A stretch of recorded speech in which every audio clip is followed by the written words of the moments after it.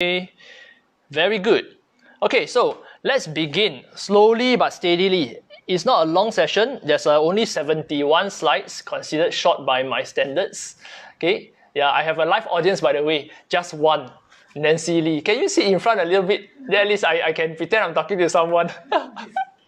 Okay, yeah. So navigating through crisis. For some of you, this might be the first crisis in your career, and you might be a bit lost, you might be afraid. You may feel that, oh no, is this the end? Are you going to last through all these things? Okay, so don't worry. I have lasted through 2 corrections in the market. The major one being GFC, Global Financial Crisis. That was just 2 years plus into my career. And then the next one was not really a crisis, but an internally triggered TDSR, right? Slowed down the market a tremendous bit in 2013. So that also slowed the market from 2013 all the way to 2016, a lot less transaction volume. But see, I'm still here.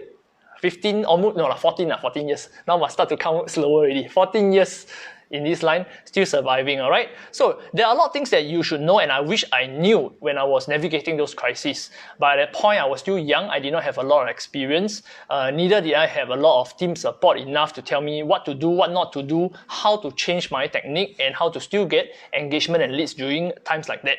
Okay? In all times, okay, for real estate agents, it's important to know that the worst type of market is one that is stagnant, where prices don't go up and prices don't go down. They are just stagnant. Buyer and seller on different sides of the fence, they're just waiting to see who will give way first. Those are times where it's hardest to transact because there's no pressure, there's no urgency from either side. So now, in today's market, what is the context that's happening? Right? We all know. Before Chinese New Year, if you heard my session, I was saying that there were 3 insights to explode your sales in 2020, right?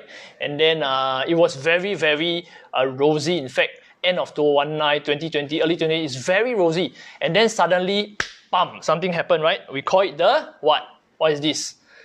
It's not a London duck, okay? Yeah, I know you look at this, you might think it's a London duck, especially for Ryan and also foodies, right? Okay, it's not a London duck. This is a black swan. Okay, what happened was a black swan event happened. So we have been talking about black swan event, black swan event, black swan event, and 迟早都会发生. Okay, for thus, sooner or later it will happen. Okay, so this really did happen, and nobody expected this to be so serious. So what do we call it? We call it the COVID-19. In the past, how many weeks already? Since 23rd January when it exploded and started to come into Singapore and everything. So far, so good, right? So far, so good. I hope you are safe where you are. I hope you're taking your precautions also. That's why we are doing this online. So far, Singapore's government has done very well. I believe you can agree to that, right? Some people say, do what? Voting now. Straight away, walk over, win already. Don't need to vote already, okay? But let's leave that aside for our politics for now, okay? But Singapore's government, in fact, has done a very good job in controlling, in managing the crisis, and a lot of people around the world, foreigners, are very, very impressed with us. Meaning that in the long run, when the crisis is over, guess what? There's one more reason why people really want to buy Singapore. Because ultimately, you can have all the money in the world, but if it's not safe and the government doesn't take preemptive steps to take care of your health, all the money in the world doesn't help. So there are a lot more people around the world who should be looking to Singapore as a safe haven after this crisis. Okay, so now with COVID-19, I know we are all fearful, and these are some questions, in fact, with no answers at the moment. Okay, the truth is, I spent many hours preparing for this session, and sadly, last night, after working on one segment for over 3 hours, I deleted everything. Because I realized that I was trying to give you answers to things where there are no answers to at this point in time.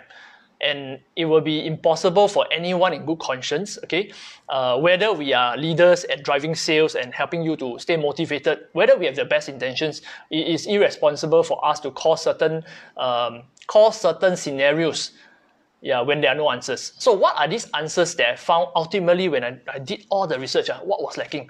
Okay, very simple. Number one, how long will this last? No one knows. PM Lee did say something. He said it will last until end of the year, right? End of the year, at least. And then in the media today, he mentioned that it could go on for quite a few years, passing around the world, and then finally before it stops, because it will take some time to go to all the countries, spread around all the countries. Okay, can we control the spread of this of new cases in Singapore? Okay, right now we are doing pretty good. I know in the next 1 month, if there's a risk because there's a lot of people, 200,000 Singaporeans are supposed to come back to Singapore. Wow, there's a huge risk. And we even have friends right now at is it stay home order or quarantine at Shangri-La, Chris Quack, if you're online. Oh, solid man. I believe for the rest of your life you won't stay there anymore, right? You won't want to stay there. But okay. The brownie very nice. The brownie very nice. Oh, okay, good. The brownie is very nice if you get to go down to the lobby and order. I don't know whether room service offers that. Anyway, okay, can we control the spread of new cases? Question mark, right? Nobody can tell exactly for now. But so far, so good, right? In Singapore, we can see that we are controlling pretty well. Yes, the number of unlinked cases are rising, and that's why more measures have to be taken draconianly so that we can stem the spread. And at the end of the day, you and me, everyone, we rather a short-term pain and a long-term pain. Okay? Can our neighbors control? Very important also because we are so reliant on external trade, right? Malaysia, Indonesia, and all sorts of people will have to come in sooner or later because we need foreign help. We need a lot of jobs need to be filled by them. So can they control? Also affects whether we can control and take care of Singaporeans and our economy in the long run. And lastly, will job losses balloon before COVID is controlled? Okay, the difference in essence with this crisis, COVID versus AFC, GFC, what's the essence? The difference is this time round, there's a lack of consumption by everybody. Lack of consumption by everybody. Very dangerous. Why? Because, well, we cannot go out and spend money, right? We are supposed to stay home because everybody's fearful for their life. So whether you are doing well in this crisis, you have a lot of money parked somewhere, you have funds to invest and everything, you also cut down on spending. You're not going out as much. You don't want your kids to go out as much. You're not going to buy a luxury car in this market. Most likely, most people won't do that. You're not going to spend on buying fanciful stuff in this market, especially a fanciful watch and discretionary spending, right? So that's a major difference. In global financial crisis, in AFC, people were still out and about spending. Some people who were, of course, caught by the financial crisis, they couldn't spend. Of course, they got to downgrade. They got to have more austerity measures to protect their bottom line, their pockets. But there were people who were still relatively safe. They were conservative in nature. They were still out spending money. So this time round is different because of consumption. And that's where the budget this time round really needs to address. And it's different from the rest of the crisis because of this. So fundamentally, is there a problem in the system now? Financial system? No, there isn't. We started off 2020 being very, very rosy. Everything was going very fine, very well. So this is really a different kind of crisis we are facing. Probably one of the new challenges in the world we face. Even as the leaders of the country will say, it's something no one will expect. It's something that is outside of their normal ways of handling.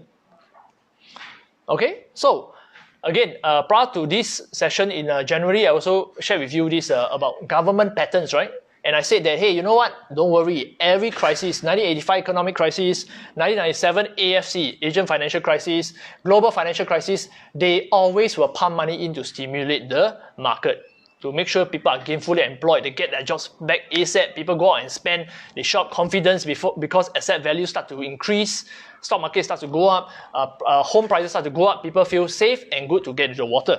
All right. So what I didn't expect was this time round the budget is so big. Okay, the last round in 2008 it was just 13.6 billion. This time round, how big is it? 4 times more. Macam what? 4 times GFC happened together at the same time. Okay, it's $54.8 billion budget to solve this. How many zeros is that? I also don't know. I lost count. Okay, but it's so massive. Basically, the government is saying that we will do all we can to make sure people survive. They have to first retain their jobs. We have to solve the virus so that people will go out and spend. If the economy is spending, no matter what, things will resolve itself. And then you'll find that the markets are confident and asset prices and investments can go up. And it's good for the long-term economy of Singapore to achieve that. Okay, what happened in the US? So US is like a late season of a few months slower than us, right? Okay, from the Wuhan virus to become a Singapore and Asia got it, and then to Italy, and then to US is like kind of playing, what do you call it? A series of unfortunate events, a series of unfortunate events, but in a wave, a very slow wave. Okay, so what happened in US? US also pumped a lot of money in, a record $2 trillion. They have already said that we will also do all we can. Basically, do all we can, meaning what? pump as much money as required to float the banking system, to make sure banks lend to people and businesses, to make sure people and businesses have money to spend and pay their bills, to make sure they can be gainfully employed, and then to make sure that they can rise on their feet again before they cut down stimulus. Yeah. So what is money? What is money backed by? I want to refresh you because I'm not too sure you heard about this one of my training before. But what is money backed by? Before 1970, the US dollar was backed by gold. After 1970, the US dollar is no longer backed by gold. You can print as much as you want just to float the system. Okay, and that is called a fiat currency, F-I-A-T, not a car. Fiat is it's a car, I know, but it's a fiat currency. So around the world, fiat currencies begin to spread, and now even Sing dollar is not based on gold. Sing dollar you can print as much as you want, as long as you flood it just nice. Flood whatever you need for the market, but don't over flood it such that it becomes banana notes. Okay, so what the world is effectively saying, and not only Singapore and US, Europe, Italy, Rome, UK, everyone, they are pumping money into the whole system. Yes, there can be unintended consequences as a result, but it is more likely than not that this crisis will be solved. This storm will pass in no time at all. Okay? The reality of the situation, okay, so our DPM, Heng Swee Keat, says that the amount of money what we are pumping in is really to retain, protect jobs and livelihoods. Because with that, then the rest of the economy can get back on its feet. So at this point, we can see the government is on a tightrope, right? This is a price index, probably price index. You can use it to simulate any index for the matter, stock market, the economy, GDP and everything, okay? But for this context is probably market. So there are global fund inflows, there are strengths in the economy, there are global uncertainties threatening to hit our people off balance. Okay, we are probably someone like a kind of sitting on the shoulders of this person who is doing the tightrope. And what structural measures are there? The good thing is, okay, there have been a lot of market stabilizers along the way. Okay, it's not like in Asian financial crisis or global financial crisis. There were not many structural measures to safeguard the market, right? Back then there weren't so many. That's why the market can collapse quite a bit. Okay, TDSR came in only in 2013. So with TDSR, people are a lot more prudent because they can't just buy and take any loan they want. They have to be very careful. MSR for HDB, they also can't take any loan they want. There's a cap which is in the past not available. So people are a lot more people can afford more these days than before. Okay, loan to valuation limits ensure that people are not over leveraged. Right? In the past, again, we have 90% loan, 80% loan. Now it's 75% loan. Second property is what? 45% loan. So it's so low. It's so low that the risk is not very high. And most don't make money, people hold and then let it rent out for a while. They won't just cut losses and sell because they are not over leveraged. Okay, GLS supply, you can bet that in the near term, GLS supply should be cut short because there will be no interest or the focus shouldn't be on that. Okay, and bidders might not be interested to bid anyway. So GLS supply controls the market, is what part of the market lever to bring up prices or to lower prices. In the long run, is it important for prices to go up? I want to ask you. Is it important? Okay, in the long run. Yes, right? Why? Because 90% of Singaporeans, okay, have a home. We are homeowner. We are homeowner state. We are not like many of the other countries, let's say Italy or in Australia, when it's common to rent rather than own. So when you let prices go down, it doesn't really affect people that much. In Singapore, most people own houses. Okay, and a lot of our wealth are tied into houses, into homes. If it drops too much, people lose faith in the government's ability to protect them, and also they don't have the confidence to spend. And it affects the whole economy as a result. So prices must be kept steady and upwards. I know this time round, the unity budget, the resilience budget, we didn't really get any goodies, right? I was quite disappointed. I know I was unreasonable, but I was still disappointed, okay? And but why? Because the property market isn't going through any hardship at this point. The focus is on aviation industry, on tourism, on retail, on hospitality, on areas where they really need help immediately because they are so cash flow sensitive. For property industry, not really. Okay, and not to mention that recently we also had some stimulus, but the stimulus came in the form of what? HDB grants, enhanced HDB grants. Those grants are there to help people. They're actually pouring money to HDB resale market so people can have more funds to buy Okay, and also to get out, they have more cash in hand, more funds as a result of the grants, and then they can buy and afford more in the private market. So you see, those are actually stimulus already there, but they call it a different thing. They don't call it a budget. All right. So, wrong device. Okay, so let's take a look at Asian financial crisis, a summary. Okay, so for those of you who are too young, okay, too young to understand, like for example Nancy was probably 2 or 3 years old then. 18, okay, 18. Okay, so Asian financial crisis summary. Let's take a look at what happened then. Some parts are a little bit small, but I ask for your attention so that I can brief you through them, all right? So in the AFC, Asian financial crisis, market volume, okay, market volume. Most important is market volume, right? For us, we need transactions volume. Okay, go up 100,000, go down 100,000 is okay as long as there's transaction. Okay, transaction volume came back within 9 months. You can see that transaction volume after the AFC, okay, this is in July 1997. If you go and Wikipedia it, you will know when the time, when the impact of this contagion was felt. So 1997 July, prices, volume came down, okay, zigzag. We have the yellow line. Yellow line is for your sake, OCR, yellow line. So the most volume. Green line is RCR. The blue one is CCR. 9 months later, volume started to pick up again. Okay, not so bad. At least Singapore government pumped a lot of money into the economy at that point in time, and it brought back volumes. Okay, CCR went back up to 43% over the 100%. Sorry, beyond, higher than 43% higher than the initial volume before the crisis hit. RCR went up 14%, OCR went up 56%. Okay, so volumes came back within 9 months. Can we safely project that this crisis is the same? Unfortunately, no. I wish I could tell you that, but unfortunately, no. But at least this is to let you see over major crisis what really happened, okay, to Singapore's market. Maybe it's 9 months, maybe it's 1 year, maybe it's 1.5 years before you recover. God knows. But at least you have certain timelines. So at this point in time, you also want to ration and fight your battle slow and steadily. Okay, so you don't overspend, you ration your funds, you be very careful with what you choose to spend on. Okay. So next, let's take a look at average per square feet during the AFC. Okay, landed prices went down 34%. Okay, during Asian financial crisis, non-landed went down 30%. So both were affected. Okay, so the green line is non-landed, the blue line is landed. Don't worry, okay, later on I'll update all these slides onto the link up and you will be able to download them and look through them in detail. Okay, according to region, what happened? The CCR corrected 39%. Okay, the RCR corrected 42%, more than CCR. Usually CCR corrects more, but well, in this case, RCR corrected slightly more. OCR corrected the least, 26%. Okay, I want to pause for a moment. Why would OCR correct the least usually? Most times. Why? Think about it. Okay, you pause for a while. I just let you think about it. Why would OCR correct the least? If you have the answer, please type into the group chat, okay, into the comments. Why would OCR usually correct the least while CCR correct usually the most? In this case, only is RCR corrected slightly more. Why?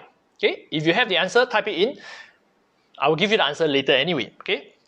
So, take a look at the volumes. Which are the least hit private district volumes during the 97 crisis? To do this, I took 1 year trailing, 1 year, 12 months trailing volume trends for individual districts, and 12 months after the July 97 crisis, the trends, okay, to see whether volumes were affected. Surprisingly, okay, the least affected private districts are D25, from 29 units 12 months before, private non-landed, okay, to 260 after, okay, a difference of almost 800%, 8 times more. Why? Okay, District 25, where is it? Test, where is it? District 25, come on. Is it Choa Chu Kang? Is it Lim Chu Kang? Okay, it's Woodlands Admiralty, yeah? Okay, so Woodlands Admiralty side, volume went up a lot 12 months after. Okay, I did not investigate into the why, but it could be because at that point, there were probably a lot of private properties there, maybe a lot of condos there, okay, that were unsold, and because of their location, they reduced in price and they became very sought after by people, maybe downgrading, and then they found out, hey, there's a lot of supply there and the prices are very reasonable, so they downgrade there. It could be that way. Okay, but this is the rare thing that happened in AFC. D26, okay, from 158 to 233 volume, Okay, these are the least hit districts. D23, D26 is where? I can't remember suddenly. D26 is where? Yio Chu Kang. Okay, Tagore and Yio Chu Kang. Good. Okay, D23 is Bukit Panjang area, right? Bukit Batok, Choa Chu Kang, Bukit Panjang, D23. Volume also went up. D5, okay, volume also went up slightly. D19, volume went up slightly. D14, D22, D4, D20, D9, D11 at the bottom. Okay, you will realize the top few, most of them are what? They are areas where you will find a lot more owner occupiers, right? Not so much investors.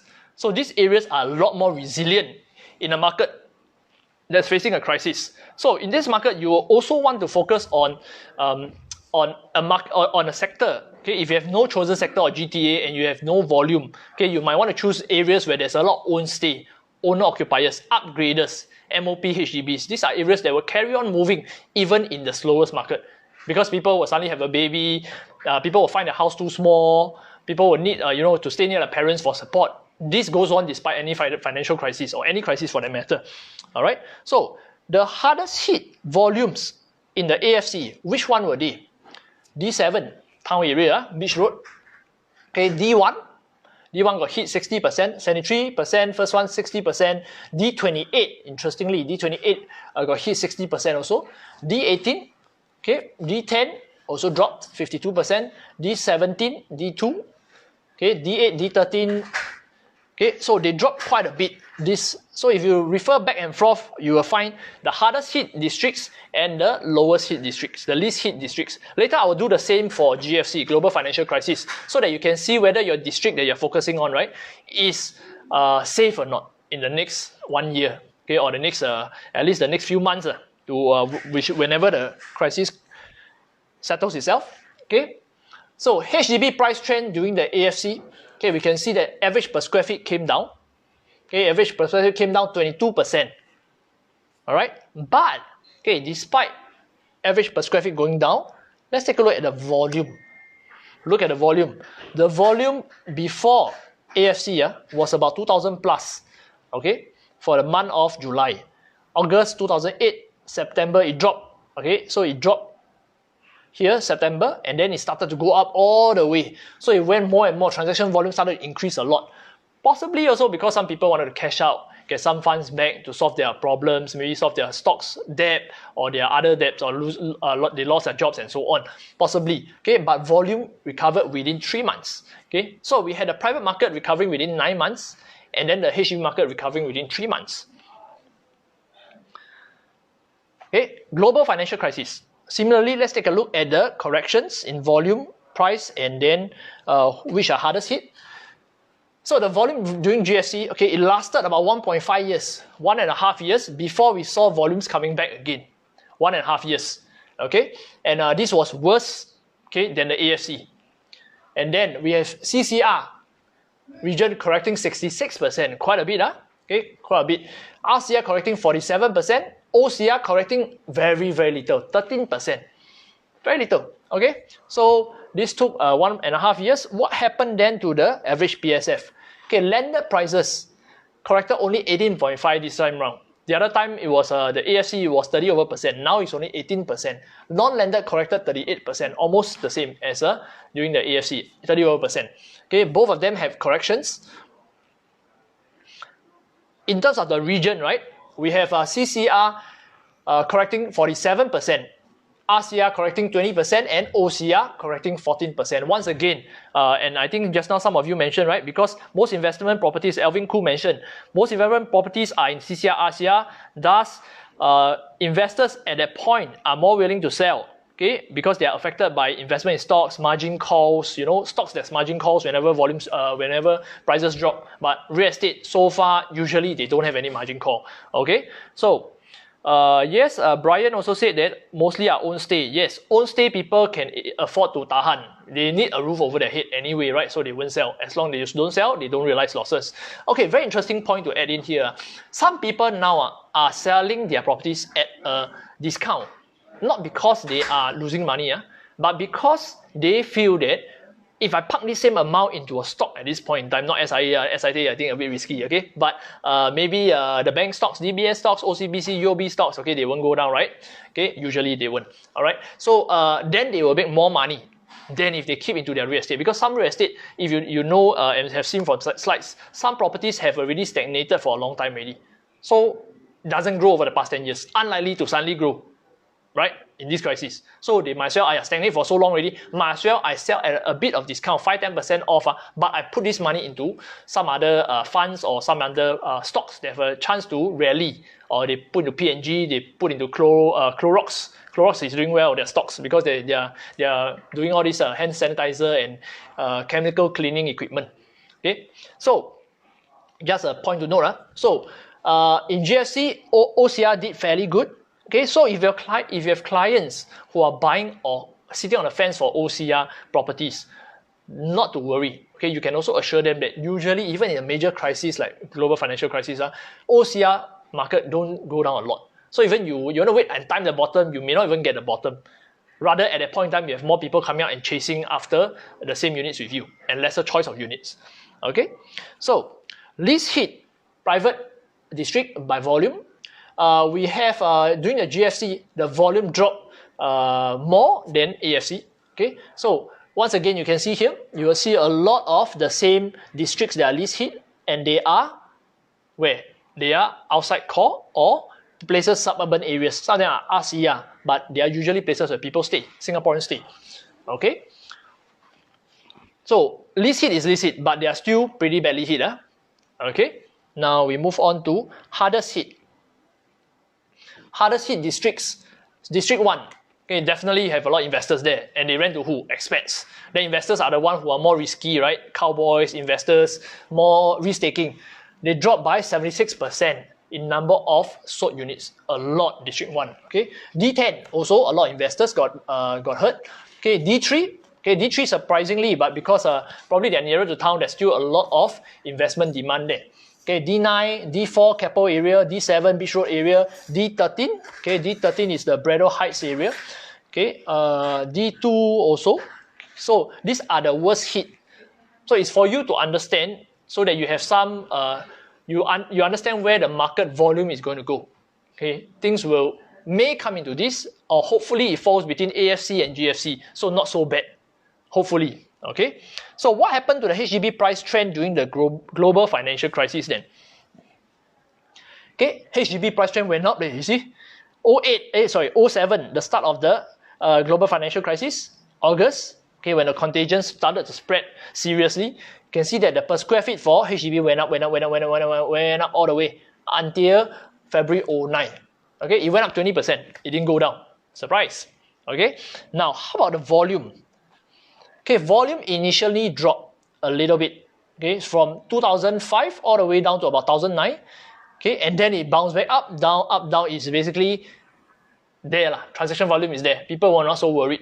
So HDB market volume returned within 3 months. Yes, there was a slight downtrend maybe overall, but volume is still there, very healthy, okay. So volume dropped by 10%, but prices went up by 20%.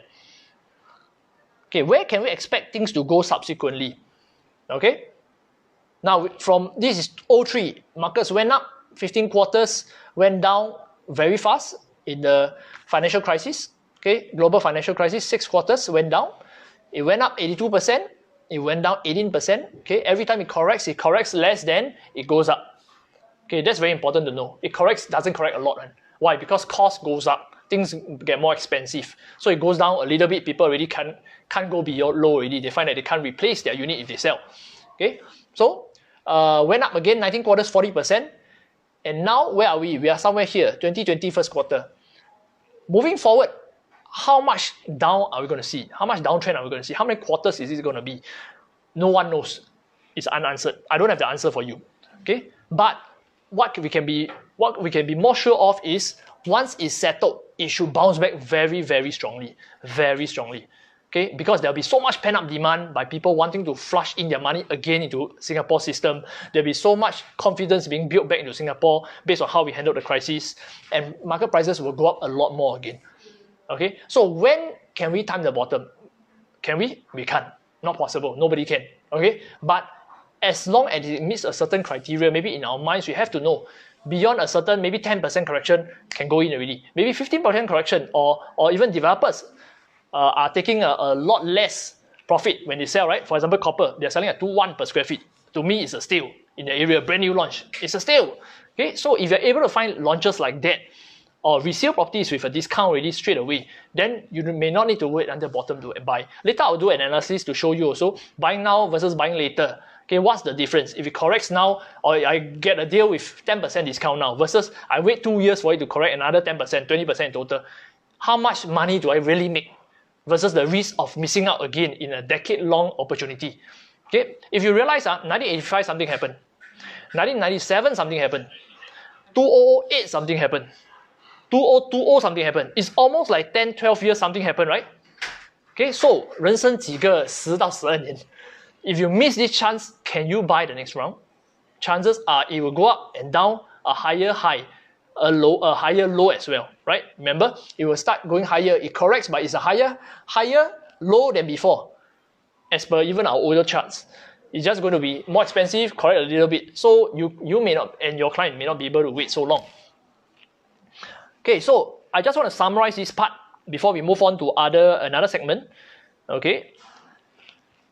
First, okay, recovery for both crises took an average of 9 months to 1.5 years. Okay, OCR has the highest resilience, correcting the least averagely by 20%. Okay, 14% and 20%. Okay, OCR corrects the least. RCR corrected averagely 31%. CCR corrected the most, 40%. Okay, OCR and RCR corrected less compared to CCR, likely due to owner-occupier majority. Some of you have already guessed it, and very well done, very good. Okay, Singapore's 90% home ownership rate means that it's less possible for huge market swings to happen, especially in the owner-occupied majority regions.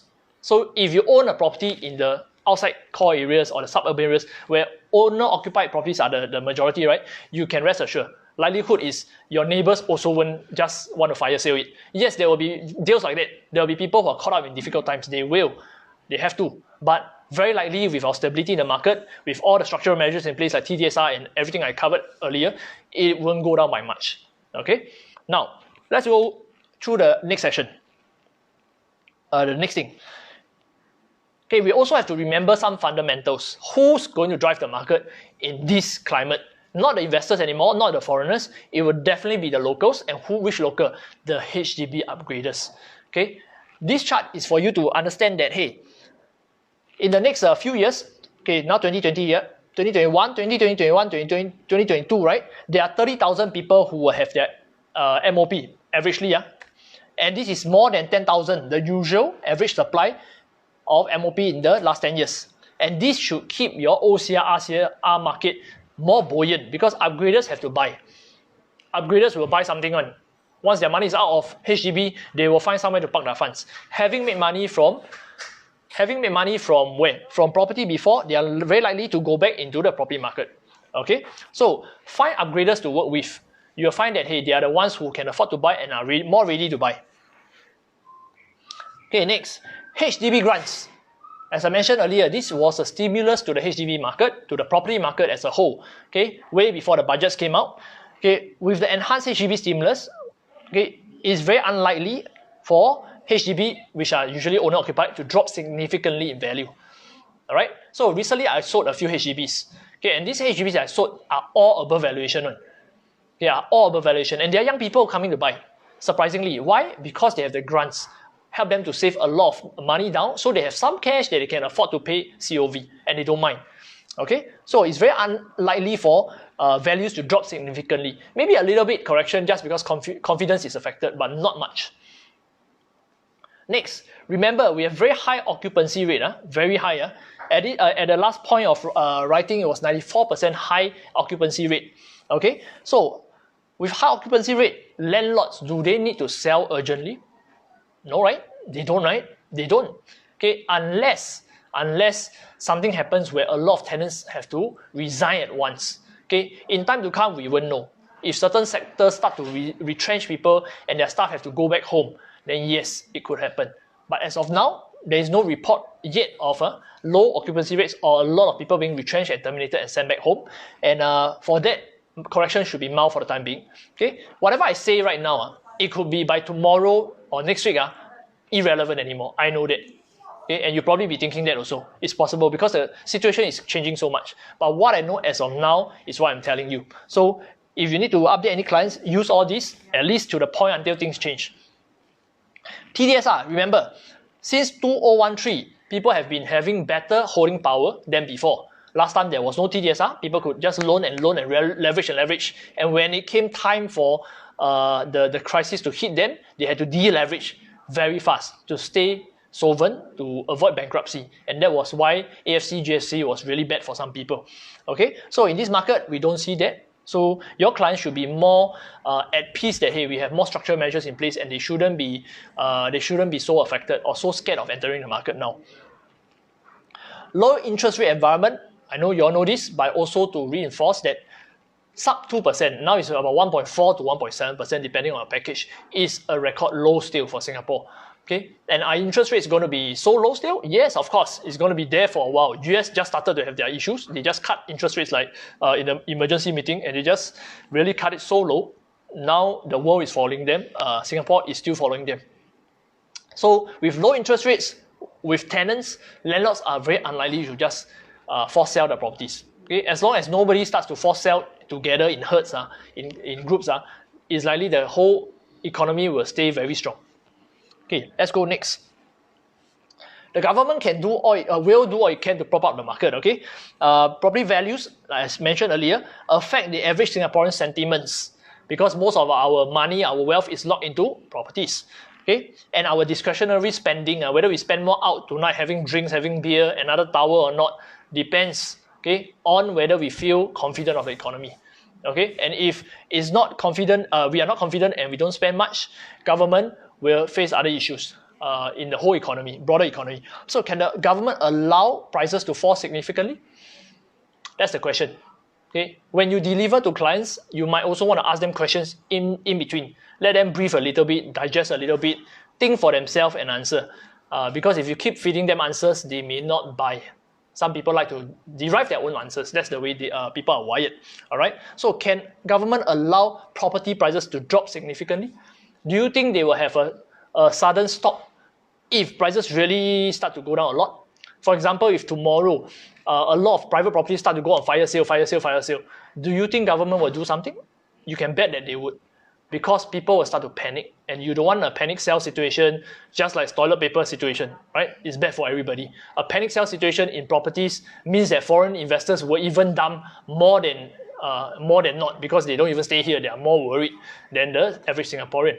So government would never allow that to happen. If it drops so significantly, they will likely have a backstop, something to prop it up again. Just that it is not at this point in time. Maybe 6 months now down the road, maybe 9 months down the road, we don't know. But the property market will definitely benefit from certain measures in time to come. Not now, we are not directly affected yet, but in time to come. Okay, so how should you look at the current crisis?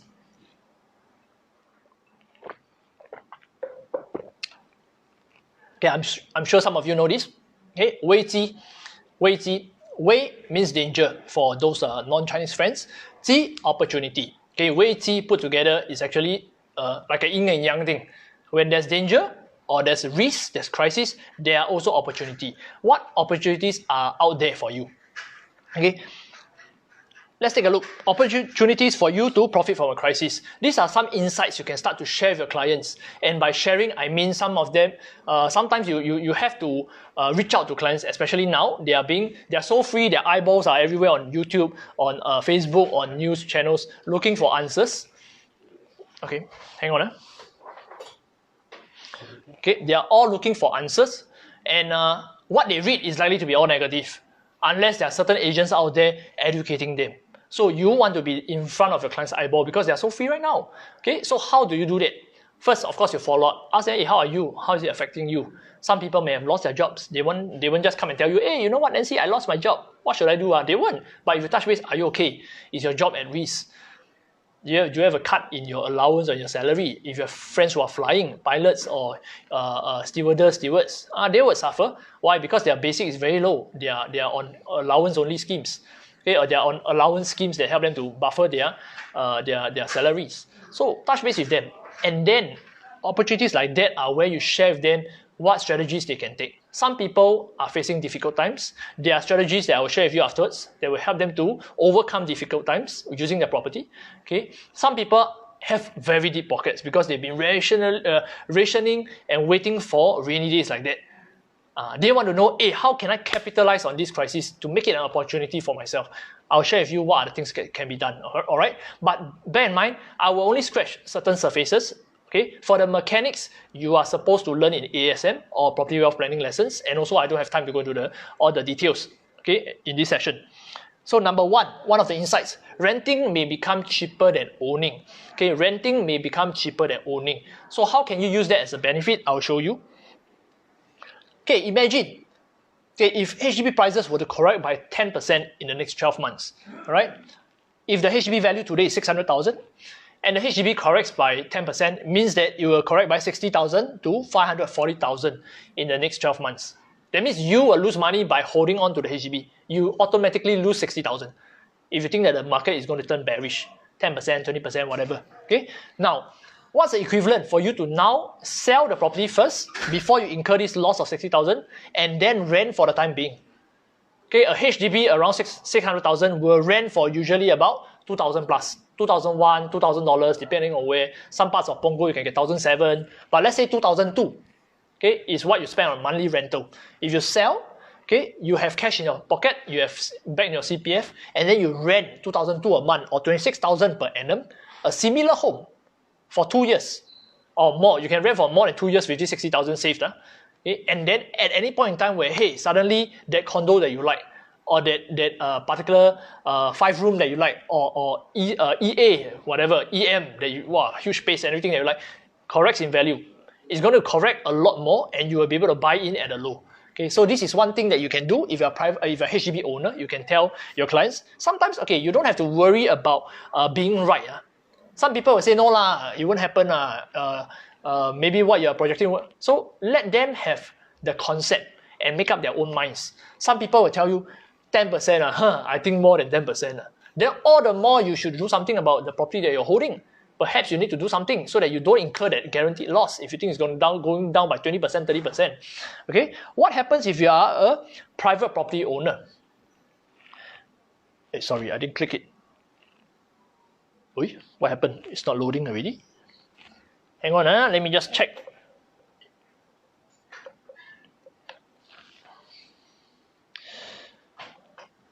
Got stuck at the screen. Okay, so what happens if you're a private property owner and the private property you expect it to correct by 10% in the next 12 months? Okay, private property value, let's say it's 1.2 mil. In 12 months, it's going to go down by 120,000. You're going to lose that money. Okay, and it's going to be $1.08 million in value. How long can you rent for with this amount of money? Okay, if you sell it now, maybe you don't even sell at 1.2. Let's say you sell it at a shy 1.15 just to, so that people buy it over fast before your neighbor realize it. Okay, so equivalent to $3,000 monthly rental, okay, for a 1.2 million property, possible, 36,000 per annum, or you can rent a similar place for 3 years, and that will be just equivalent to the correction amount. Okay, and then when finally, hey, you know what, maybe in the second year, or maybe just after 1 year, or maybe 9 months, the market suddenly turn around. Wow, vaccine is out. Now we can save the nation, we can save the world. What happens? Suddenly you are able to buy in when your neighbors are still trying to sell at their best valuation. From 1.2, you sell at 1.15 first, right? You sold already. Then they now scramble to sell at 1.15. Market correct, they sell at 1.12, cannot sell. 1.1 cannot sell. 1.08 cannot sell. 1 mil. Finally, when they sell, it's corrected so much. They already lost a lot of cash, a lot of funds that they could possibly get. So when they want to upgrade to another property, it's very hard because they have a lot more, less cash than you. So if you think that this correction is going to be huge, bigger than that 10%, then you might want to take some proactive steps to capitalize on this. Okay, because if not, you're going to lose money anyway. Okay, you might as well rent and have cash in your pocket to take advantage of opportunities. Now next,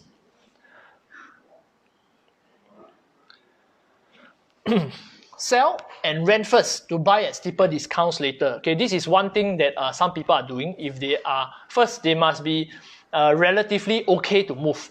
Some people hate moving house. They make money, also don't want the trouble. Okay, now to sell first means you got to rent somewhere and then buy a larger home or a better location after the correction. Okay, this is what I call arbitrage. Okay, but I'm moving a little bit ahead of myself. I will tell you more afterwards. I have a slide for that. Okay, so just take note. Sell, rent first, buy at a steeper discount later if you are pretty bearish about what's going to happen. Okay, correction probability in the private market is high. I'll look at it as HDB might not be very high, but private market is definitely higher.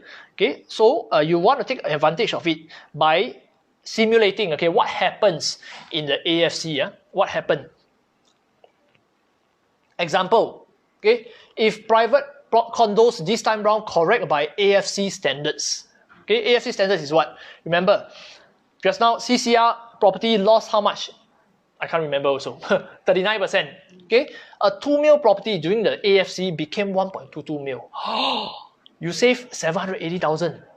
If you are willing to take a loss first, wait on the sidelines for the prices to come down and then buy in. Okay, you would have saved a lot of money. Of course, hindsight is 2020 lah.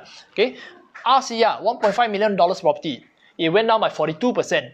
From 1.5 mil became 870,000. Whoo, 630k. Okay, OCR 1 mil property became 740k. Went down the least 26%. Savings of 260k. How long do you take to save 260k? You ask your clients, how long do you take to save 780k? 1 year, how much can you save? 100,000, 200,000? If you can, that's pretty good already. They say, no, I cannot save so much. I can save maybe 1 year, 10,000. You're going to take 78 years to save 780,000. It's probably not possible to ever own something like that. Okay, so this is a once in a lifetime opportunity. I look at it that way. Why? A lot of us are complaining. We complain, our parents bought a HDB 40,000 last time. Now HDB how much? BTO also 200, 300,000. Right? We complain. We wish that times go back to then. What, landed property 500 per square feet. Why, never buy, never buy. The sale, 900 per square feet, 800 per square feet. Never buy, to you. Now the time is here. Now, do you dare? Are you proactive? Or are you just reactive, waiting for things to happen? Hopefully, you get a good deal. Hopefully, you don't lose too much money. Now, most people are focused on survival, not losing. But what I want you to focus on is focus on winning. Focus on winning, helping your clients win. Let them know there are opportunities out there for them. If they want to win, they don't just want to survive or lose less, okay, because that's a very sad way to live, then they have to take proactive steps today, either to sell, to gear up, to look for opportunities in the market, because they will come. Okay, next, if prices correct by GFC standards, global financial crisis standards, what happened then? A 2 mil property became 1.06 mil. Wow, cheaper than AFC time. Okay, savings 940,000. How long do you take to save 940,000? Okay, 1.5 mil RCR property became 1.2 mil. Okay, a lot lesser in discount in savings than before. OCR property 1 mil became 860. You can see OCR didn't correct that much already. So if you can grab a good deal around 14% off right now or 10% off right now, it's a pretty good deal. Yeah, for your clients. So you can expect that, hey, if you already bought something that's with good savings and upside potential, you don't have to necessarily have to sell or be worried about your purchase. Some people are now worried about the purchase, right? Especially some of them with reissue option cases. They are worried whether to exercise or not exercise. Okay, you may want to use this to reinforce to them that OCR properties, especially OCR properties, don't correct as much. Okay, so I hope I'm not going too fast. There's so much I prepared, and I was only I was going to do 1.5 hours, but they cut short my time to 1 hour. So I'll do my best to complete as much again. Okay, so upgrade to a better property or location. This is an opportunity. Once again, for properties where they are usually nearer to town, they are larger, better location, usually they experience a bigger drop in quantum. Okay, so if you want to upgrade now is the best chance. No, so what can people do? Okay, imagine prices correct by 20% in this climate. Okay, so follow my flow. Sell HDB today at 600,000, or just a little lesser, 5,000 discount, 10,000 discount, just get it out so that you get cash in your pocket. Cash is king in today's market. Rent a similar place for 2-4 a month, or maybe 2-2 a month for 1 to 2 years. Okay, rent for a while. once the market corrects to what you are happy with, or you start to throw offers lah. Go out there, throw offers like buyer, right? Sometimes they lowball you, right? Time for you to get back. Lowball them. Lowball back, okay? Now you lowball back. Okay, no, you just offer back something you find reasonable. You buy something, let's say at 2 mil, but at a value you buy at only something worth 2 mil, you buy only 1.6. It corrects by a whole 400,000. And in time to come, this will all pass. We all know. Maybe it takes 1 year, maybe it takes 2 years, maybe it takes 3 years, 4 years. It will pass. The whole world is working on a vaccine together. When the best minds work, everyone is so focused on one thing, that one thing has to come true. It's a matter of when is it released. Okay? Now, when the market ultimately recovers, straight away, this gentleman, okay, this owner has made already 400,000 paper gain. You say 400,000, is it immediate? Maybe not. Maybe it takes time to crawl back to 400,000. Maybe it goes up 200,000. But let me ask you, by holding the HDB, can it go up by another 200,000? Ask the client, you think your HDB can go up to 800,000? You can't even make 200,000 more from this property or 100,000 more. Why don't you consider this way to upgrade now so that later this property can go up to its past high, another new high or an old high, an old record high? It's possible. Okay. Now, once this happens and they have that property, you say that, hey, you want to downgrade later, can. You want to say, hey, I bought this, I make profit, I sell back and move back to HDB. Can. Why not? After SSD, okay? You can always have the option to sell the property and downgrade back to HDB. You can almost pay it off already, okay, with the profits. Probably you have some excess profit, okay, on top of all those your CPF funds and whatever equity you already had in the first place. Or you can gear up and buy a second investment property with the paper gain you have. So you have a lot more options, and you can make money in a lot shorter time than if you just wait it out. Hopefully this go up further. Not very possible. Okay, so opportunity is there. How do you convince your clients? Do you reach out to them, engage them, let them know, hey, you know what? I see opportunity. You want me to tell you how to handle this or not? This is what people are doing out there. Okay, so this is how you tell them. Arbitrage to a larger property. Okay, so arbitrage means what? You sell and buy the same thing or almost the same time. Okay, probably larger one, and you make from the higher quantum, just like what I mentioned earlier. So example will be this.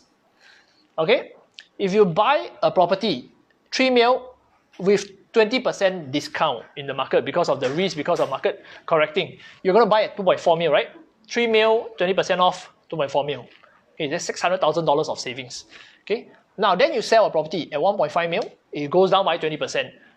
You sell at 1.2, you lose 300,000. Okay, from the correction. Your net equity gain by upgrading to a bigger property with a higher quantum, larger unit is 300,000. Okay, take note. Larger quantum properties or locations that are nearer to town usually experience these type of corrections.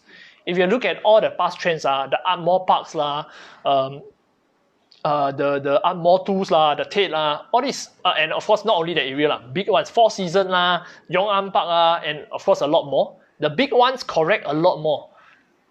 Okay, when it comes to a correction.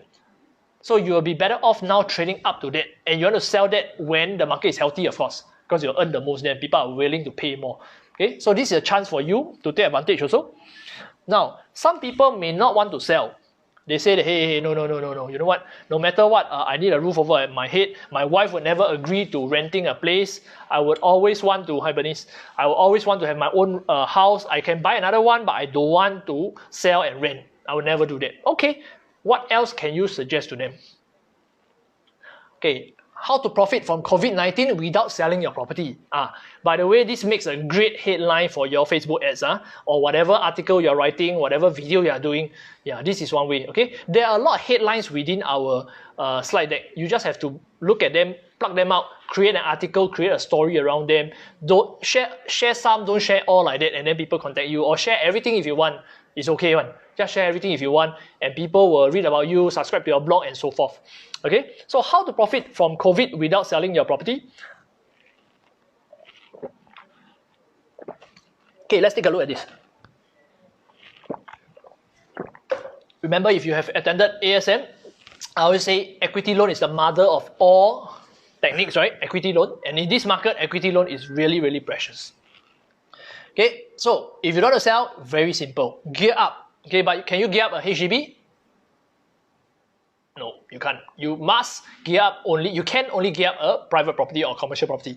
Okay, so again, a reason not to HDB. You have opportunity you cannot seize. Your Pinnacle at Duxton go up by 500,000, you cannot take $1 out.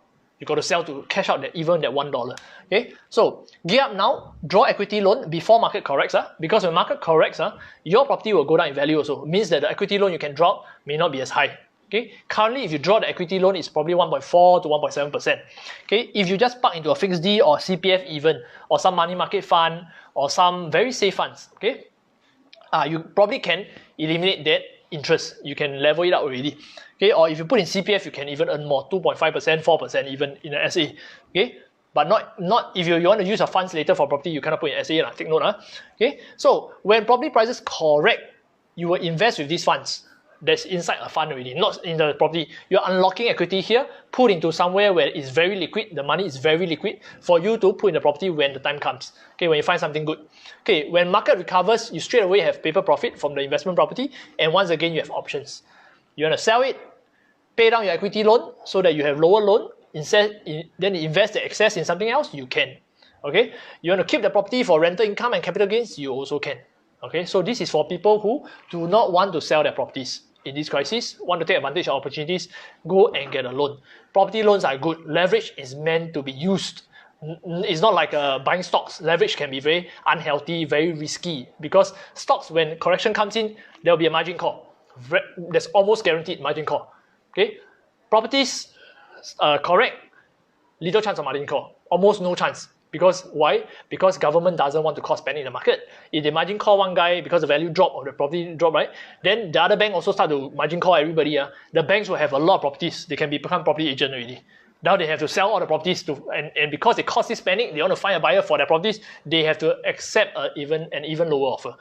And because a lot of Singaporeans' wealth are in properties, like I said earlier, so government and banks, unspoken, but very unlikely they will do a margin call on properties, even if values drop. Okay, as long as you service your loans. Okay, so in the GFC, you don't see people having margin calls on their properties. You don't see that. In fact, the government's stepped up to guarantee loans. In fact, okay, and yeah, unless you don't pay your loans, if not, you should be fine. And it's so safe and it's low interest. Okay, so for clients who are facing difficult times, okay, hang on. I'll reply to you later, Baby Lin. I see that you have. It's so weird to call you Baby Lin. Okay, Lin. Who is this? What's her name actually? Lin Yu. Okay. So if buyer say wait for resale seller fire sale to grab unit, how? Okay. Now, if you have a buyer like that, I'm sure you will have one, okay? Because I'm also like that. I'm also looking to buy. If you got fire sale unit, please let me know. Please let me know, okay? I'm really, really serious, okay? I've been waiting for a while already. So if buyer says wait for resale seller fire sale, well, why don't you go back to them, ask the buyer, so what type of price, of the market price, are you willing to offer? Okay, because they have to be reasonable. You want to buy a fire sale, right? What to you is a fire sale? 5% off fire sale or not? No. 10% off? 15% off? 20% off? Okay, reasonably now the market hasn't reached that stage of 20% off. How about 10% off? If you want to buy a 1 mil property, if I can get something for you at about 900,000, would you buy already? Okay, counter and ask them. Okay, and make sure you size them down into an area they want or a project they want. If not, you'll be running all around, don't know how to throw your offers. Okay, once you have that confirmation from them, okay, 900,000, I find you a 1,300 square feet unit here at the Riverview. You will buy, confirm, I go and throw offer. Go and call the agents, call the whatever you can find. Let the sellers know that you have a buyer ready to offer 900,000 for your unit. Yeah, straight away. Okay, but of course you have to also make sure that your condition, everything, you also put some conditions. The condition must be at least moving condition, not like cui or at least a certain floor level facing greenery view or what. At least you get all those down. You pin the buyer down first. Okay, it's not wrong that the buyer wants the lowest deal, just like us, right? Reasonable humans are like that. We want the lowest price when we buy, highest price when we sell. Now it's about you. How do you condition and narrow them, corner them into a position that they're ready to offer when a deal comes? Because when you find such a deal and they are not willing to offer, it's a pity for them. They can't see beyond. So you got to persuade them, not persuade, persuade. Before you actually find the deal, persuade them. If we really find a deal like that, you must seize it. You must go for it straight away. Because it will not be a lot in the market. Very rare. Okay? So you have to do that. You have fire sale, William Lee. You better be real fire sale. Okay? Oh, by the way, I don't want a fire sale of Samsung phones or Huawei's phone. I know it's fire sale. Nobody wants to buy those phones anymore. Okay, properties, good ones. Okay. So, don't want void space, mezzanine area, a lot of funny staircase on. Okay, these type of things are not fire sale. Okay, so for those going through difficult times, how do you help them? Okay. Because we will have clients like that, right? And we also don't want to be, an agent where good times you are there, bad times you are no longer there. Help them, because this is where you foster relationships, you serve them well, and also I think it's also meaningful for most of you to be able to do that for people. Okay, so number one, okay, using lower interest equity loans to tide over. Hopefully they are still employed. Okay, hopefully they have their IRAS documents all ready. Faster go and take the term loan in case they think they're going to be retrenched or they're going to face lower income moments in the next few months. Make sure they faster take the term loan, because a few $100,000 can last them quite long and they can slowly tahan. Okay, pay their bills, pay whatever margin call on stocks and everything. Okay, use the fund, tide over cash flow requirements until the situation improves. Okay, and then pay down the high interest rate loans. For example, they got car loans, personal loans, overdrafts. They would need to use their equity loan to pay off all these high interest rate loans, because your property loan, equity loans are very low. It's also at mortgage interest. It's very low, 1.something%. Whereas your car and other things are really, really high. And take note below, if you can't see, current climate is very unlikely banks will do margin call on loans. Very unlikely, because they don't want to trigger more problem in the market for the government, and they will usually come and talk to you. Hey, you want a debt restructuring scheme, DRS, where we pace out your interest first. Now maybe you just pay interest, the principal, we defer. Okay, so this market they won't recall your equity loans. Okay, so but of course still got to be prudent, not to be overly aggressive. Once situation improves, you repay the equity loan to lower installment again. That's number one. Another way of doing it, okay, refinance and stretch tenure. Okay, you should be refinancing already yourself if you have not, or if you have clients who don't monitor the markets, make sure you tell them, hey, go and refinance your 2.5%, 2.3% can refinance down already to 1.5%, 1.7%. Okay, so refinance. At the same time, some people might want a lower installment again to tide over. So you ask them to refinance and stretch their loan tenure to 75-year-old. For most people, their loans stop at 65 years. Stretch to 75 years, straight away you got another 10 years runway. It decreases your installment by say 35 to 40%. Okay, so tip for you, if you have a property now that you find that installments a bit xiong and then your TDS are almost on the burst, right? Or a bit high, right? Go and refinance lower, stretch tenure. Okay, and then suddenly you have the ability maybe to buy a second property soon when there are more corrections and more deals coming up. Okay, this helps you to lower installment for better cash flow. And once situation improves, you just do partial repayment earlier. Okay, if you want, as long as your situation improves to lower interest costs. This is another way you can help your clients, advise them. Mortgage interest only payment schemes. Okay, so last week I saw this UOB home loan. It's a bit small for you, right? So I read it for you. Helping you to relieve your financial worries if you're impacted by COVID-19 with interest-only repayments on your property loans for up to 6 months.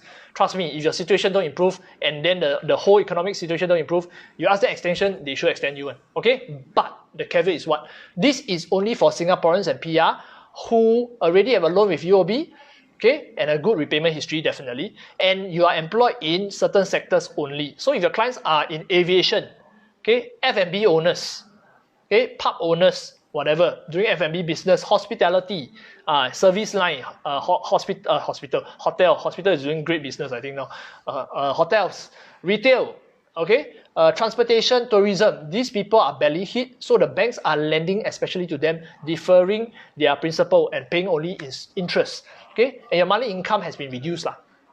Must be affected, an allowance affected or whatever income affected. I'm sure you can apply to that. Okay, do the other banks have them? I do not know, but if you know, please let me know inside, and please let our team members know inside the comments.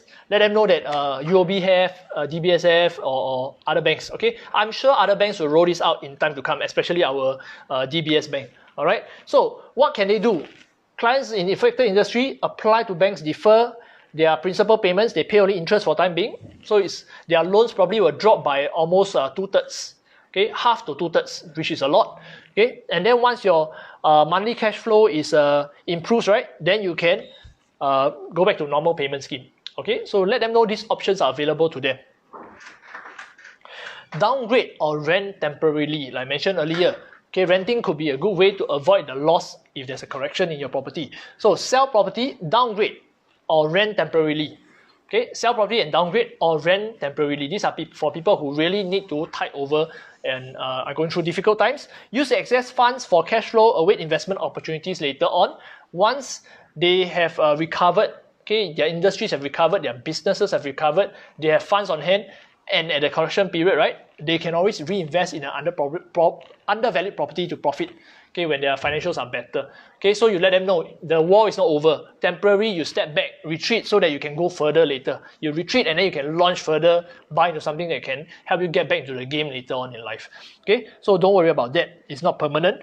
Okay, another way, TDSR waiver for loans with less than 50% LTV. Some people are not very sure what this is. Okay, if you read a circular by MAS, because a lot of retirees have properties with a lot of cash inside, equity inside, fully paid 80%, 90% paid and they want to draw some money out for retirement, they cannot.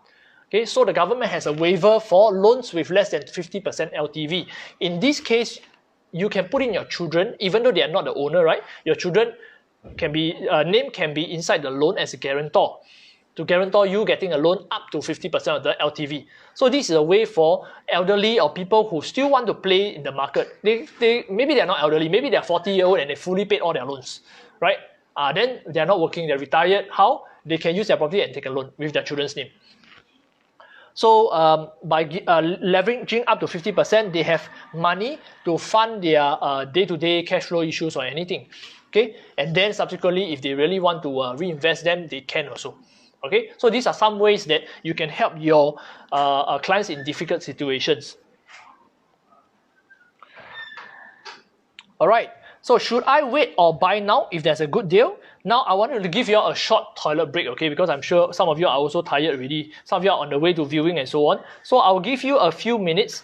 I also want to take a sip of water. So let's stop for a minute, digest a little bit what has been taught, and then we come back for part 2. Part 2 is the next about 15 slides, not so bad, okay? So stay with me. Those of you already getting your awards, don't worry, go ahead with your awards.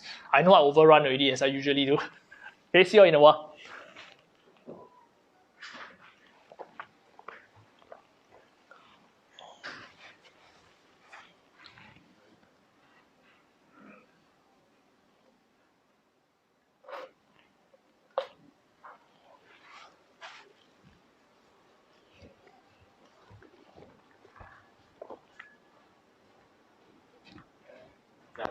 还有。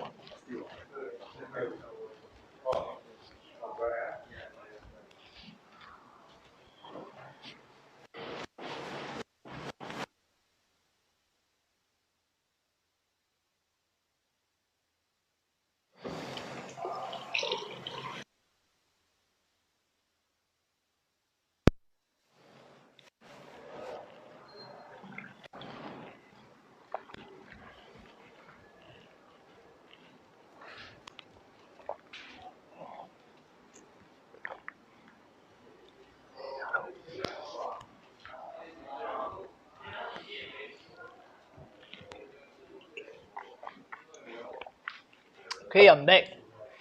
Okay, hopefully you're still around. Alright. Okay, let's get back to this. Any questions so far? If you have any questions while waiting for the rest to come back, you all can key into the comments. Whatever I see and I can answer, I will just I'll do so, right? If not, after the whole session, I'll answer. If not, the other teammates, if you all can also answer each other, then that will be very helpful to get each other's insights.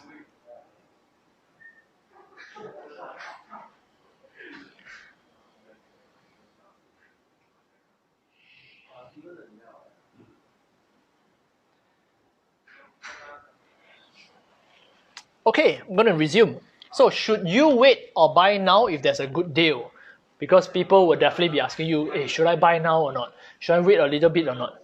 Okay, so once you have a client who asks you this, you first have to ask them, hey, how much do you think the property market will correct by in this situation? You think a little bit, a lot?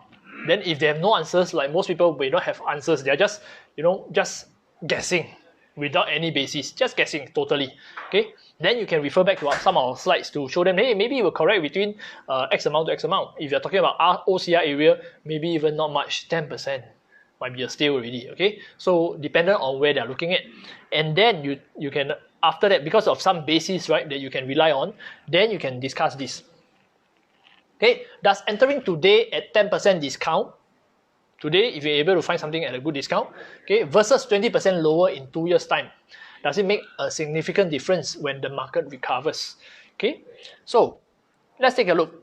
If today you go out there, you find a property 1 mil valued at 900,000, straight away 10% lower, okay, or some other client who says, I will buy only when it reaches 800,000 or 20% correction.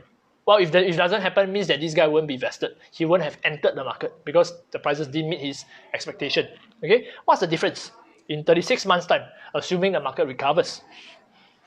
Okay, this is different from the slide I explained to you last year in crossing over into 2020. So if you have seen that, that's a different version. This version I have the image is the same, Master Wu Gui is the same, okay, but this example is slightly different. So please follow me. So client buys today at 900,000, recovers back to valuation of 1 mil in 3 years time. So he buys, market up, down, and then it goes back to 1 mil. Okay, but during this time, over the next 3 years, 36 months, he actually has rental. Okay, his rental, let's just assume is about how much a month? How much did I put? I can't remember. 36, 90,000 means 30,000 or 2,500. 2,500, 3% rental yield. Okay, 2,500 a month times 36 months, you have $90,000 gross rent received. And meaning, if the market from 900,000 goes back up to 1 mil, he will have made the equity of 100,000 plus 90,000, a total gross profit of 190,000. So the other client says, no, I will wait and buy only 24 months later. So I wait out, park my funds, and then wait until I find the best buy. Okay, if he manages to buy 800,000 as he wishes, and the valuation recovers in 1 year's time, 12 months. Okay, because why 3 years? We are talking about 3 years timeline. So he recovers from 800,000 to 1 mil. Okay, in 12 months, he would have collected, okay, also 12 months of rent at $30,000, $2,500 a month, and his total profit, rent plus the increase in equity, will be $220,000. What's the difference? See, the difference is only how much? 30,000. And what is his risk for waiting for this profit? It means that he could be timing the market and losing out another decade, maybe another 10 to 12 years. That if prices drop to only 850 or 880, and he didn't buy, then it starts to bounce back to 900, 950, 1 mil. He will have missed out. Then when will this guy buy? He probably will only buy in another 10, 12 years time, if it corrects significantly, and if that low is lower than this current low, because lows are usually getting higher and higher, remember? Okay, so it may not be such a good idea to time number one, time the market. Second thing, to wait for a further correction by too much. That doesn't make a significant difference. Okay, so it may not be a good idea to wait. Is it better to invest in equities or properties now? This is a question I've been asking myself also, and I'm sure some of you also asking, right? Whether to buy all the stocks that are that are on sale right now. There's one thing that I really like, which I think there was this Instagrammer who was posting. People flock to sales, but when stocks are on sale, people avoid them. They don't go to these sales. Yeah, just like assets. When properties become on sale, are they going to flock to it or are they going to run away?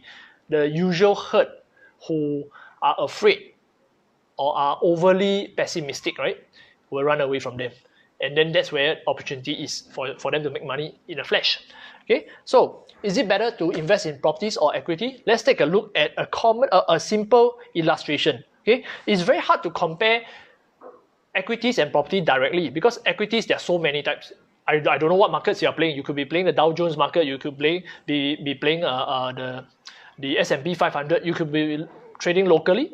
Okay, SGX stocks, I don't know. You could be trading a bank stock, blue chip stock, or maybe some penny stocks. So it's very hard to ascertain exactly. Then there's also the thing about dividend yield.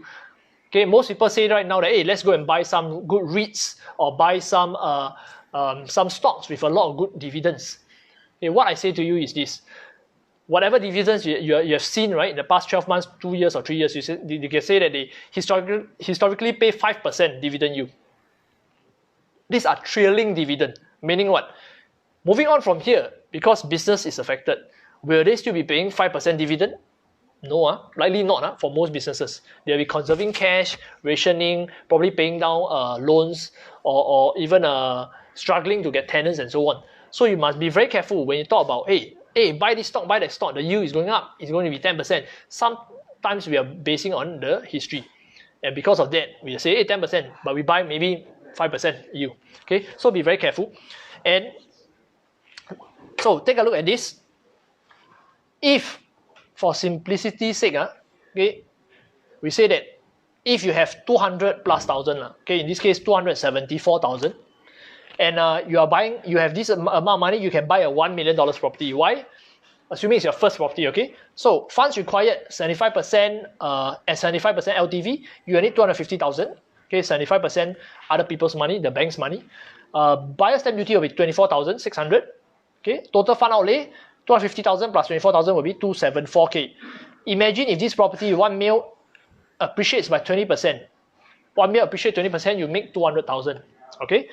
Now your return equity, if you look at this, will be 200,000 gain, divide by your outlay, which is your funds here, 250,000 down payment and 24,000 stamp duty. This will be 274K. That will be 73% ROE if you invested it in a property, 200 over thousand that you have. Now, if you had invested 274,000 into equities, okay, any equities that you buy, and let's say it goes up all by 20%, okay, your brokerage fee is about, okay, very low brokerage fee for stocks, 493. But because most people do not trade stocks with a loan, they don't borrow and invest because it's very dangerous. Like Forex can be very, very dangerous also, because if you don't know how to play it well, you don't have your stop losses well, you can lose a lot of money through leverage. Okay, so most people will buy and hold long term, or they will buy with what they have. Meaning, if it values, if you put 200 over thousand into equities and it appreciates by 20%, you would have just made 55,000. I putting in property, because I took a loan and it's okay to take a loan in property, okay, would have made 200,000. I would have made about 4 times more than you if you invested in equities. Okay, so the return on equity here will be 55K in appreciation. Okay, divide by the cost, 274,000 times 100%. Okay, typo. Okay, 20% ROE. So which one will you rather have? Which one? Okay, of course these are. Yeah, so property is really a vehicle that is very, very useful and safe. As I mentioned earlier, it's very hard for you to get a margin call. In stocks, you just get a margin call anytime it drops below a certain value. Top up, please. You don't top up, we will force sell your stocks straight away. This is so common. Okay, properties, you don't. Okay, so this is a little bit of summary of why leveraging in property is common, accelerates your returns, low risk of margin calls if market corrects. Okay, leveraging with stocks isn't healthy as the risks are higher. You don't borrow money to play stocks. Higher risk of margin calls if the market corrects. So this is the fundamental difference. And where should you park your money in a crisis? In Singapore, you must put it in property. You'll gain so much more. Okay, so having said so much, shared so much about how you handle clients who are in difficulties, how you help them to optimize the current situation, and whether to buy and sell, invest in equities or properties. Now, how and where should you find your clients? Okay, now you have knowledge, but knowledge is nothing unless you really go and fish for clients, look for clients. Okay, so I'm like a broken record. I always repeat myself. I always nag, and I like to nag. I realize nowadays because somehow it works. Okay, I learn as a parent, maybe that's why. Okay, where are people's eyeballs? Very simple, you know. Okay, just like you are on screen right now watching me because social distancing, right? You're on Facebook. You're probably on Instagram more. You're on YouTube. Twitter, maybe Singaporeans, I'm not too sure so often. Okay, Google Plus no more already.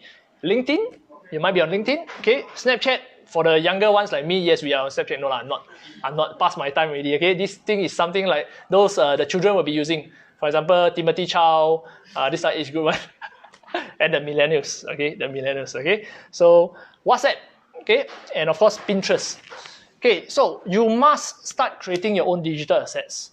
And we have said this for so long. We have talked about brand building, assets building online. How many of you have done so? We don't know. I don't know. Some of you are doing very well. You have been churning a lot of articles, getting a lot of, doing a lot of ads and so on. I've seen them. Okay, but you have to put yourself in front of more eyeballs. At the end of the day, whatever knowledge you have, how good you are, if you don't put yourself in front of more eyeballs, nobody knows. And you cannot prospect, you cannot find leads, and at the end of the day, you will suffer. Okay? Your personal GTA site, do already?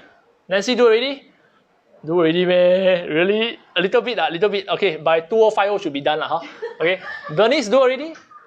A little bit. I'm sure a lot of you also, a little bit. Buy domain name already. Subscribe to Wix already.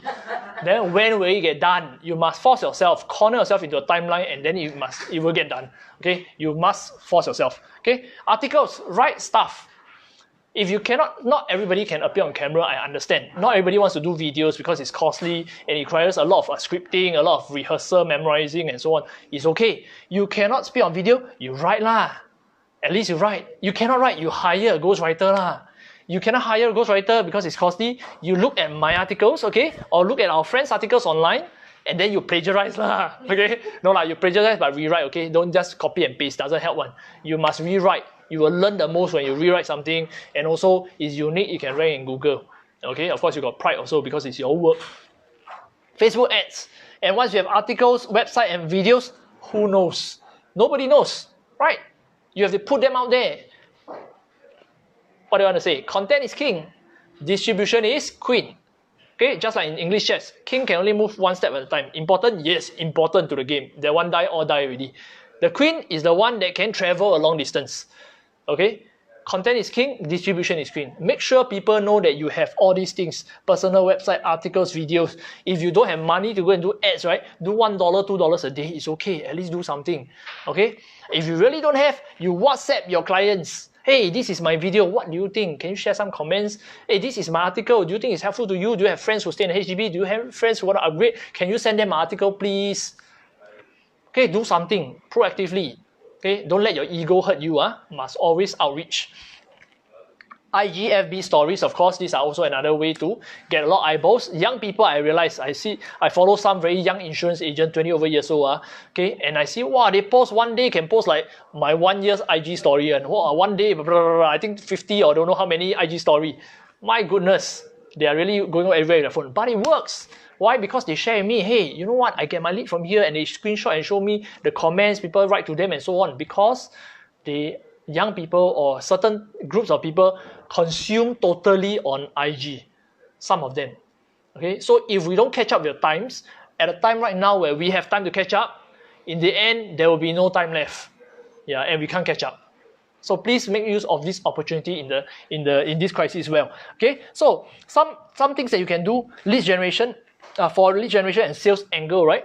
Okay, I have consolidated for you some points. If you have good points, please add into our comments also section so that our people who refer back can also tap on these ideas, all right? Oh, my wife is online. Hi. Wow, I'm surprised. I didn't know she's in this chat group. Hi. Okay. HDB upgraders, lead generation script examples, okay? So if you want to target HDB upgraders, which in this market would definitely sell, right? They will definitely want to buy and sell. They still need a roof over their heads. They still need to upsize their homes. Okay, why COVID-19 may be this once in a lifetime opportunity for HDB owners to double their wealth and join the ranks of private property owners. Wow. Okay, I think it sounds sexy lah. I don't know. You test it. Okay, go and test it. Go and do some ads. Go and do some articles around it. Do some videos around it. Because this is a very good catchword right now for people to jump in and read your article, and it gets searched and indexed very fast in Google. Okay, how does COVID-19 present you with a once-in-a-lifetime opportunity to double your wealth in the next few years? Double your wealth, people want it. Okay, give them pain and pleasure. People respond to pain or pleasure. You give them pleasure, they want to click and read and learn. Or you give them pain, how to reduce your risk, how to reduce your, how not to watch your friends double your wealth in the next 5 years. but you stay in the same home or you stay the same, then they will want to read so that they don't feel left out. Pain and pleasure, okay? So you play with it that way. What are the 3 steps you can take as a private property or HDB owner today to double your wealth after COVID-19? Okay, so all these things I covered are inside the slides already, which I mentioned. You just have to go and play around, show only certain slides or screenshot certain slides or capture whatever I have already mentioned, create your own artwork or your own article for that matter, okay? Next, for HDB owners with aging flats, is today's market your last chance to trade up to a better property? Specificity, so you're being very relevant. HDB owners, aging flats, that's me, how? I'm scared. Hey, is it my best chance? I want to talk to you already because you already hit me, okay? Hit the nail on his head. Okay, so people are saying that now is the best time to upgrade to a better location or larger property. Really, mate? Why? Then you write something about it. Okay, so these are some good hooks I think that can help you. Targeting landlords. Okay, for those of you who are don't have a lot of savings and you are really tight and you need you need to have transactions and fast cash flow, right? You have to work on landlords. You have to work on rentals. I know in good times you might just want to do a new launch sale or sales only. Okay, but in this market, if you are tight, you better be taking up rental deals. And it's also good for you because you get a lot of clientele in this market who subsequently, when the market recovers, may become sellers for you. Okay, so don't be so picky for time being. Now, what are the ways to engage them? You can use this method, 6 ways for landlords to ride through the current crisis smoothly. So these are some ways, right? I earlier mentioned all the 6 ways. So you can write about this, talk about this, use our slide deck, screenshot in your videos and talk about it, whatever. Okay, so Property Ace does that very well. Seth, owe me a drink. Okay, Property Ace, William and Jean, William Lee, Property Couple. We have a lot more in these days. Okay, in our team. So grow your own brand also. So 6 ways I won't run through. I ran through earlier already. Okay, so for property owners who want to buy or are facing financial difficulties, these are topics also you can use to hook them in. Okay, how to profit from the crisis without selling a property? How? Okay, teach me. Okay, 5 methods of using your property to tide over this crisis for those with facing difficult times, something like that. Okay, all these are helpful to help you gather customer base. People will want to talk to you because they have an immediate pressing need to know how to achieve pleasure or reduce the pain. Okay, so now I've come to slide 69 out of 71. Yes! Okay, so I just want to reinforce, I overrun by not much, 31 minutes only. Okay, I just want to say to everybody one very important point, which is relax. Okay, okay, remember this. This is our heng heng sui sui kiet kiet. If you didn't hear my previous talk, okay, there's a reason his name is this, heng sui kiet. Heng heng sui sui kiet kiet. He makes sure the economy is good and you're healthy. Okay, so last but not least, okay, on behalf of Nevis Management, I just want to wish you all safety, health. Okay, your work must still carry on. Okay, prospecting must go ahead. I know you want to be safe. Certain door knocking, especially if you're going door knocking in HDB estates, it can be very dangerous because of those who are at stay home notice, quarantine order, or so on. So please be very careful yourself. If you don't feel comfortable, don't do it. Landed properties might be another choice because landed properties we just went on yesterday, in fact, and it's a lot open air and everything. So as long as you're in open space, some distance away, usually it's not so dangerous. Okay, or commercial door knocking. Our commercial group is also doing door knocking. Commercial usually we just go level 1 because shops people are there and they are not on quarantine order. But we don't go up to level 2 where people there might be on it might be residential and they are on stay home notice. So at least some ways to balance out. Even HDB, if you don't do door knocking, you can always buy our banners, PWP banners, print your own banners, and go to the estate. Stand around, spread yourself out. Of course, agents also, you must be wary of social distance among yourself, and just be there to talk to people. People also have a lot of questions. They need answers. If you can't door knock, you at least do a roadshow to give them answers. All right? Okay. Have faith in our leaders. I think the leaders in Singapore are doing fantastic work. I can't ask for anything more, and we just have to have more faith in them doing their job. Nothing else we can control, but just to support them to stay safe. Don't give our healthcare people more taiji. Okay. Encourage and help each other also. Okay. So in down market, we easily can be very disheartened. We can also be depressed. And it's very important that if you come across colleagues who are not doing so well, or sometimes you can even tell from the face or the way they speak or dress, like all these all in black, so sad, man. Yeah. Then I will go and sayang them a little bit. Yeah. So make sure you just encourage each other, help each other, okay? So take care of the people on your left and right. It's very important for us to get there together, not just get there alone. Okay, and then that's all. We are weathering all this with you. All the best, and thank you for tuning in. Take care. Macam is a script. Macam is a what do you call it? Video show.